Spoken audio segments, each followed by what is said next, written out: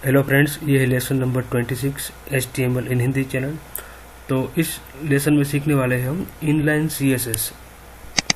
Inline CSS जो है उसका कोड हम लिख सकते हैं टैग के अंदर, यहाँ पे टैग के अंदर, यहाँ पे okay. Inline CSS, inline CSS का मतलब क्या है कि यदि हमें कुछ टैग ऐसे है कि जिसका हमें डिज़ाइन अलग देना है, ओके, तो उसके लिए इनलाइन CSS टैग यूज़ होता है। फॉर एग्जांपल, हमने आगे के लेसन में देखा था कि हेड टैग के अंदर हमने लिख दिया था कि paragraph background colour equal to red, तो तीनों के बैकग्राउंड कलर चेंज हो गए थे। ओके, चलिए इसमें भी हम लिख देते हैं हेड स्लैश हेड, ओके, और लिखते हैं स्टाइल स्लैश स्टाइल, ओके। इस तरह हमने लिख दिया था पैराग्राफ टैग, और इसका जो बैकग्राउंड कलर हमने सेट किया था रेड, यहाँ पे हम सेट करते हैं पिंक, ओके। और इस फाइल को पहले रन करते हैं, ओके। तो क्या होगा कि तीनों के बैकग्राउंड कलर क्या हो जाएंगे, पिंक हो जाएंगे, बराबर। ये देखिए लेसन 26, ये पिंक हो गए तीनों के बैकग्राउंड कलर। पर यदि हमें ऐसा नहीं करना है, तीनों के बैकग्राउंड कलर पिंक नहीं करने हैं, ओके, पर तीनों कोई एक का बैकग्राउंड कलर हमें अलग रखना है, ओके। ये देखिए तीनों के पिंक बैकग्राउंड कलर हो गए हैं, और hello world HTML Java programming तीनों के तीनों। यदि हमें ये HTML लिखा है उसका बैकग्राउंड कलर अलग रखना है कुछ, ओके, तो हम इंटरनल CSS यूज कर सकते हैं। यानी कि कोई ऐसा टैग होता है कि उसका हमें फॉर्मेटिंग यानी कि डिज़ाइन अलग रखना है, तो उसके लिए इनलाइन CSS यूज होगा। तो इनलाइन CSS कैसे लिखते हैं, तो टैग के अंदर लिखना है ऐसे स्टाइल करके, style equal to double quotation, okay. तो इसके अंदर हम CSS का कोड लिख सकते हैं स्टाइल इक्वल टू करके। परंतु ये जो स्टाइल है वो किसको अप्लाई होगा, ये एक ही पैराग्राफ टैग को अप्लाई होगा, ओके। दूसरे पैराग्राफ टैग को ये अप्लाई नहीं होगा, ओके। तो स्टाइल इक्वल टू हम लिखेंगे यहाँ पे बैकग्राउंड कलर कोलन, इसको रखते हैं हम ग्रीन, ओके। यहाँ पे भी जो भी सिंटैक्स है वो याद रखनी है हमें, ओके।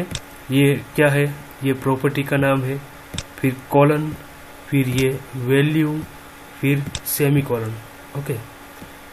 तो इस तरह से हम style equal to double quotation के अंदर हम इनलाइन CSS लिख सकते हैं, ओके।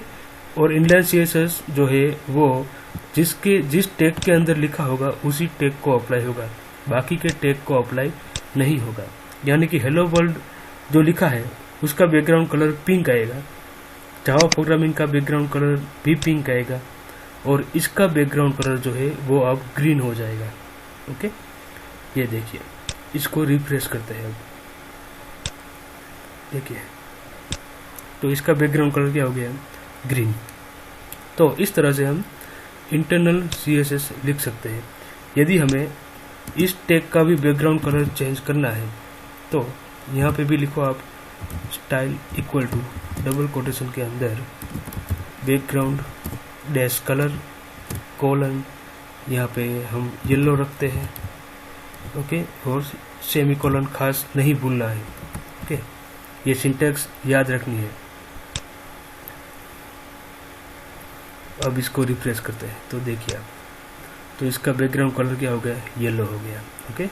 तो इस तरह से हम किसी भी टैग का डिज़ाइन चेंज कर सकते हैं। अब यदि हम एक और पैराग्राफ लिखते हैं, यहाँ पे इंडिया यहाँ पे लिखते हैं, चलो, ओके, स्लैश P, और एक टैग लिखते हैं यहाँ पे गुजरात स्लैश P, ओके। तो इसका जो बैकग्राउंड कलर है, इंडिया का बैकग्राउंड कलर और गुजरात का बैकग्राउंड कलर, वो दोनों क्या आएंगे, पिंक आएंगे। ओके, क्योंकि इसके अंदर हमने इंटरनल CSS का कोड नहीं लिखा है। देखिए आउटपुट, रिफ्रेश करेंगे इसको, देखिए ये इंडिया लिखा हुआ है, इसका बैकग्राउंड कलर पिंक, इसका भी बैकग्राउंड कलर पिंक हो गया। ओके, तो इससे हमें क्या सीखने को मिलता है कि इनलाइन CSS जो है वो सबसे पहले टैग के ऊपर अप्लाई होता है, इनलाइन CSS। ओके, अगर हमने इनलाइन CSS नहीं लिखी है और ये इंटरनल CSS लिखी है यहाँ पे, तो इनलाइन के बाद क्या अप्लाई होगा, इंटरनल CSS अप्लाई होगा।